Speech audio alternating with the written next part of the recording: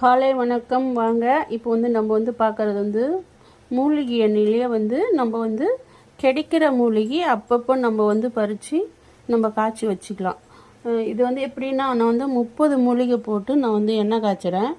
நமக்கு எப்பப்போ நமக்கு இது விளைஞ்சி வருதோ அந்த சமயம் நம்ம எடுத்து நம்ம காய வைக்காமல் இது மாதிரி ஃப்ரெஷ்ஷாகவே நம்ம பறிச்சின்னு நம்ம போட்டு நம்ம காய்ச்சி நம்ம அது ஒரு 1/2 லிட்டரு 1 லிட்டரு அந்த அளவுக்கு நம்ம போட்டு காய்ச்சி நம்ம தனியாக எடுத்து வச்சுக்கலாம். இதில் கேசவத்தினி, ரோஸ்மேரி இதெல்லாம் நம்ம வீட்டில் விளையிறதான்.